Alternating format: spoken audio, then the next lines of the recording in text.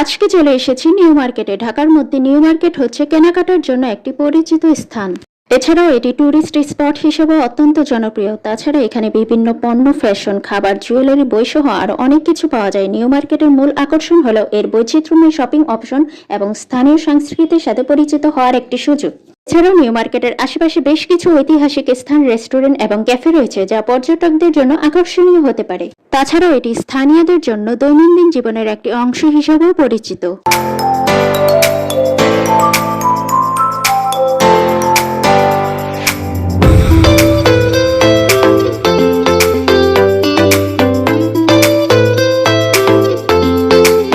আসসালামু আলাইকুম, hello viewers, কেমন আছেন সবাই? আশা করি অনেক ভালো। বেশ অনেকদিন পর আরো একটি ছোট্ট ভিডিও নিয়ে চলে এসেছি। আশা করি সকলেরই ভালো লাগবে।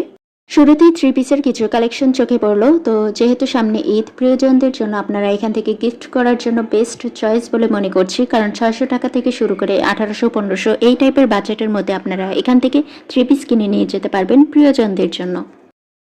নিউ মার্কেট হচ্ছে এমনই একটা জায়গা, যখন যা কিছু আপনাদের প্রয়োজনীয় জিনিসপত্র দরকার হবে তখনই আপনারা কম বাজেট থেকে শুরু করে বেশি বাজেটের মধ্যে সবকিছুই পেয়ে যাবেন এই শপিং মলে।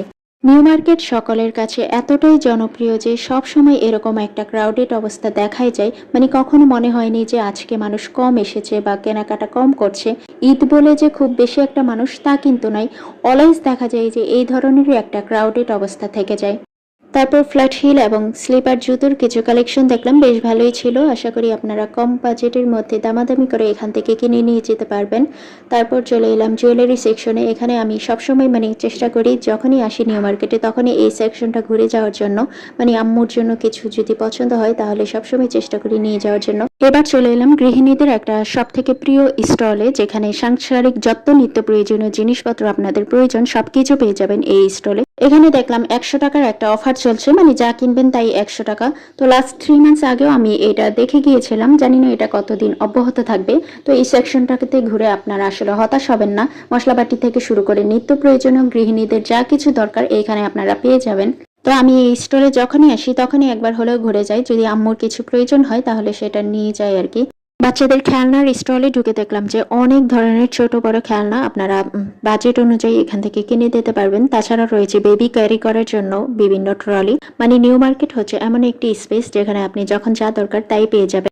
এবার টুরিস্ট স্পট নিয়ে কিছু ধারণা দেব। সেটা হচ্ছে আপনারা সোহরাওয়ার্দী উদ্যান থেকে শুরু করে ঢাকা ইউনিভার্সিটির বিভিন্ন হল এবং বাংলা একাডেমি, শিল্পকলা একাডেমি, আজিমপুরের বড়কাটা মসজিদ, আসাদ গেট, এই ধরনের জায়গাগুলো যদি আপনারা পরিদর্শন করেন তাহলে বাংলাদেশের অনেক সাংস্কৃতিক বিষয় আপনারা জানতে পারবেন। তাছাড়াও অনেক ঐতিহাসিক ঘটনা জড়িত রয়েছে, সেইগুলো সম্বন্ধে আপনারা জানতে পারবেন।